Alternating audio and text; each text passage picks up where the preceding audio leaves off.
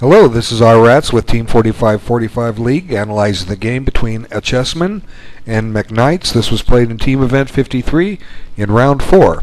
And White has a rating advantage of about 150 points, so I guess Black should be happy if he gets a draw. Okay, but I don't know the team standings. And I just did a video with McKnights, and he had played e5, so here he mixes things up. That's good when you have a broader opening repertoire. Now, the Scandinavian is a fine opening for Black. I've seen a lot of games where White plays c4 and Black can just gambit this another pawn and end up with a really, really rapid development and a lot of ways for White to fall apart quick. Anyway, d4. And here comes an interesting move. e5. Again, I don't know if this is theory. I imagine it probably is. They're both playing kind of quickly. This has some similarities to a few other openings with some differences. The Alban counter gambit, Black will gambit a pawn. The white d-pawn ends up on e5. The same thing happens in a Chigorin defense and in a Nimzovich defense. So some of the principles will apply. And a lot of times, though, in those other openings, when there's a queen exchange on d1, White is not able to take back with a piece. He must take with his king. But here, this makes a difference because that knight on now on d1 is securing f2, and that's something that Black would like to pester. And here comes this check. And I believe that White misplayed this position. What would you do as White? Just that you don't have to stop the video long. You basically have three candidate moves, right? One king move, a bishop move, and a knight move. Okay, you've resumed. I think he picked probably the worst move. He played king e2, but just play bishop d2. Okay, this is perfectly fine because f2 is covered, and this king is going to find haven on c3, where he's actually going to be quite safe. Well, you could say he'll play knight e4 check, and now c3 isn't there. Well, yeah, I agree, but you can bring the king to e3 in this case, okay? And the king is fine there, and he's nice and centralized for the ending. Okay, so if Black plays to regain the pawn, White will just go about his way, continue his development. He could play f4 and try and hang on to it like he did, then Black castles, and White gets another piece out, and Black checks, and there you go. You're on c3, and the next step will be to drive the white knight out or black knight out with h3 and bring the bishop out. Maybe even shove g4, redevelop the knight on d1, and White's a happy pawn ahead. So, of course, Black can argue with that and come up with some other stuff. It's just one line, just to give an idea of where to go with it. But king e2, it just seems to just not be right. It doesn't feel right because it's shutting in the bishop on f1 and keeping the king in the center where he's exposed. So Black chooses to go back to c6, and then White guards it. And so Black's got a nice lead in development. The only developed piece White has is his king. Everything else is on the back rank, and one of his pieces that was out has gone back there. So it's probably safe to say Black is close to having compensation for the pawn sacrificed. Close, maybe not yet, and this makes sense. And now king f2, getting out of the potential pins. And here Black just decides that, well, I'm just going to have to give the pawn away. But I don't know, White could take it, I suppose, or bishop e1 is not a threat. It's covered. What's wrong with just taking it? Force Black to come back here. You got a couple checks here, but that shouldn't be any trouble. Just play g3. Then where are you going to check? Here? King g2. White should be okay here. Anyway, you didn't. So, bishop e3, but it gets a piece developed. But now, I guess Black can take the pawn, but he didn't. I'm not sure why. I took a brief look at this already, and I was kind of slightly puzzled, but let's see. Knight takes e5. What's White got? Well, anyway, I don't think he has much.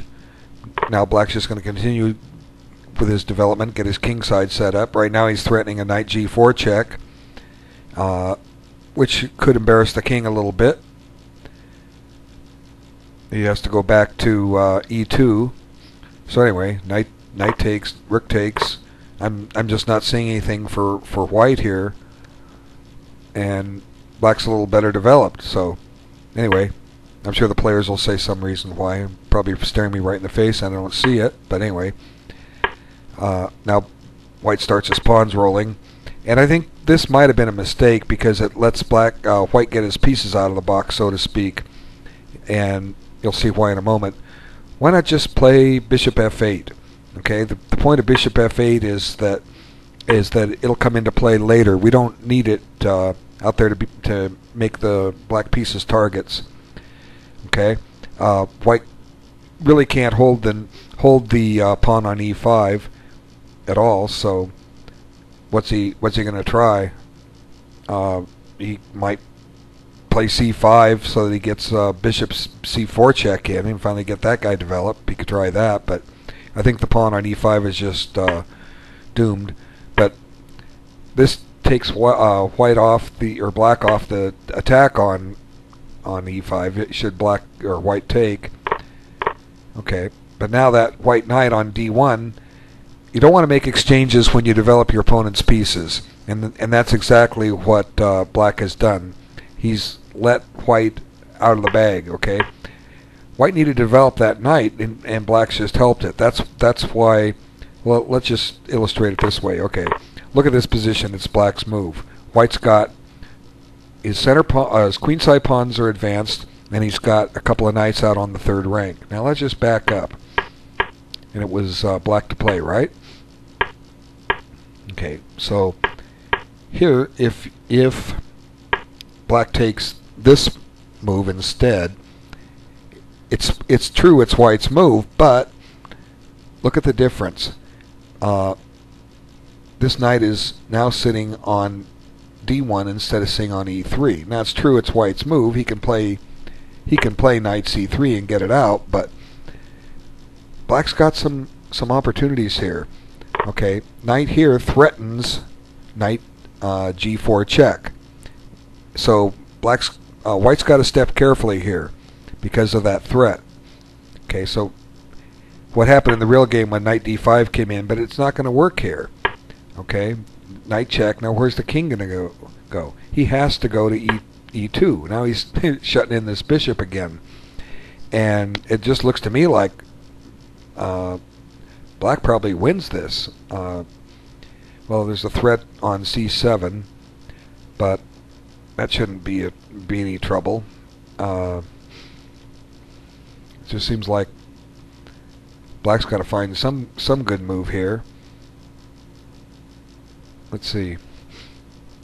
Well, let's just allow it. Okay, we'll figure that we'll let him have that rook, but we're going to trap that knight later. Okay? Now it's black's move. Now that knight is stuck. It can't get out. So eventually black is going to win that knight. So do we want to grab a pawn with check? Might as well, huh? Why not? Knight check. Where's the king going to go? f2. Now there's another pawn if you want it. Or we've got to deal with the knight. It's now under attack. I don't know. It just seems like black's going to win this. He's got eventually that knight will fall, and black's got too many minor pieces that are going to wreak some havoc here eventually. But that line itself may not be perfect. But it just kind of goes to show why I thought bishop f8 was a better move. Okay, so let's move on. And now black gets his pawn back, but then white has this move. And now knight g4 check doesn't have the sting it did in the other line. So c7 is now a goner. Okay, so it made a difference. And this is good. It's going to split up the pawns. And I kind of want to... We're almost getting to the key point here.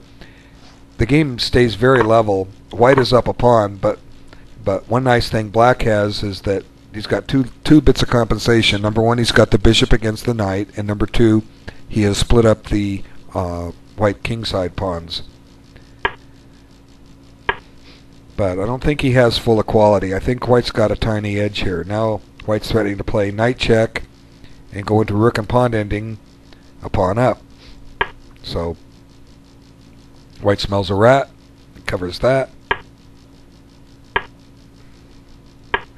And at least black's getting his pieces activated.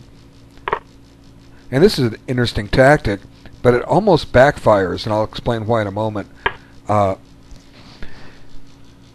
It's true the bishop is on pre and has to move, but for the moment, what is white threatening? He's not threatening anything on the board at all. The bishop can just come back and to g6 if need be. It can go to f5 maybe. It could even go to e2. Now, I'm not so sure about e2, but if it goes to g6, for the moment the white king is shut off. Now it's true white can try something like this, but then black can go put the bishop on f5, and that's a great square for it. White's not going to kick it out of there. But watch what happens. Let me just get to the point. Okay, it's true this tactic regains the pawn, but there's one big difference. The white king gets incredibly active now, and you're going to see this makes, to me, it makes the position a lot more tougher for black to defend. And here he could almost black could almost trade the rook. I guess black should be happy with the draw, but as we said earlier, but maybe with the bishop, maybe he could try for a win. The only way to try to justify going for a win is with rook takes. Now, how's white going to retake? If he takes with a king, it's possible black will win this, and I'll show you how.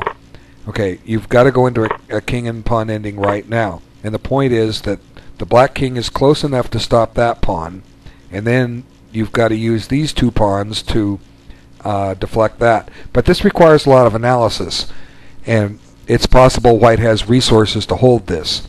It's something. It's a good exercise to take forward, and I'll leave that to the players. But black shouldn't lose that by any means. So that leaves the alternative of taking here with the knight, and now it's a position where black can now try to get his king activated and play for a win still, because he has the bishop versus the knight. The imbalance of pawns will make it tricky, and who knows, maybe the game will still be a draw. White might be able to sacrifice his 3 pawns, trade off his 3 pawns for the 2 on the queen side, and then hold a draw on this side of the board, on the king side. I don't know. But I think rook takes e3 was a reasonable choice, because the way it played out, that king just gets extremely active. Now he could transpose, but he doesn't. But this makes sense. He's on the 7th rank and getting behind the pawns. But the thing that scares me, that where I think white ends up getting some winning chances, serious winning chances, comes up here in a little bit. Not there. We're not there yet, but we're kind of close. With that white king so active, it's like there's a lot of threats here. Now, for instance, white's threatening a number of things. Rook g3, and rook takes g7. Although that's not all forced, but it's an idea. And if the bishop comes off that diagonal, like for instance, let's blunder, let's play here, and whoops. Rook f8 is a serious threat. So, but white probably has black probably has resources, but maybe not. Maybe not. Rook check. You're going to run out of checks here soon enough, and I think black can cry. His bishop's loose and mate's threatened. So anyway, king f7, and like I say, the game just is very, very tricky here because white has such a wonderful advanced king. There's threats of discoveries. Black defends this well, but white's still got a nice position. And now white's going to finally win a pawn. Black picked a pawn to liquidate. Now, could he take with the rook? Let's verify that. If you take with the rook, it's with check. But the problem is the king goes to f6, and the knight is under attack, and it's guarding the rook. So black may be is probably winning that, so you got to be careful. You got to take with the knight. Okay, so now white has won a pawn again, and see this king, it was cut off earlier. Now he's threatening to run right into the queen side, and black's got to be very, very careful here. And now he finds a trick. If you take my bishop, I'm going to take your knight. And white wants to keep the knight on the board. Now check to avoid trading. Keep the bishop on the board. It's very, very intricate here. Even though this position is open, there could be a number of missed better moves that if you really sat down. But fortunately, both sides are taking their time, so they're sorting it all out. They're giving a good shot here.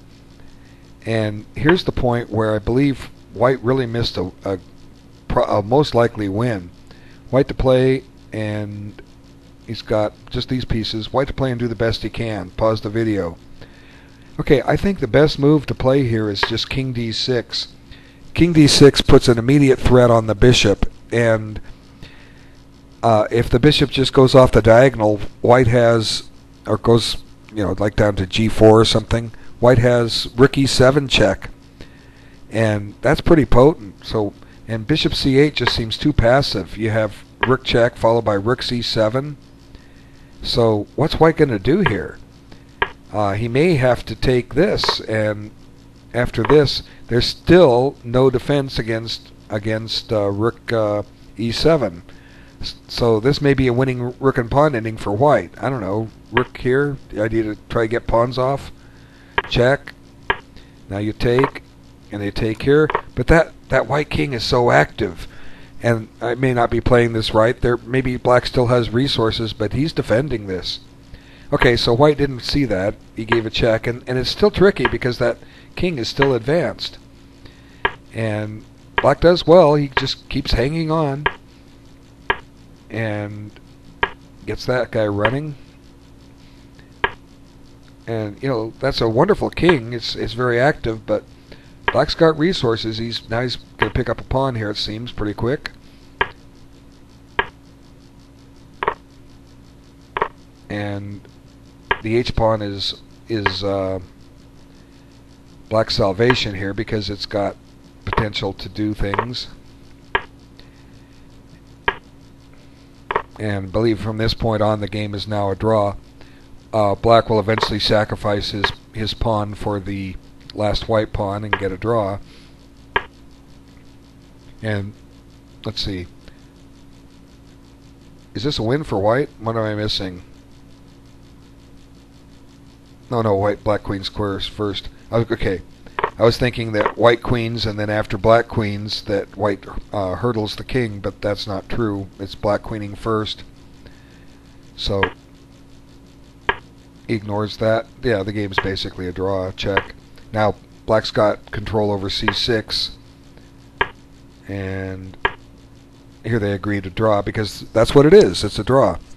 The continuation would be takes and takes, and the black king isn't close enough to the pawn. White will get that pawn through, so the game is a draw. Okay, well played. Very, very interesting. Plenty of things to analyze in that long ending. I may have missed quite a few tricks in there, but it's something the players need to do as they sort through it. And anybody that likes to learn a little bit about endings will have some fun with this one.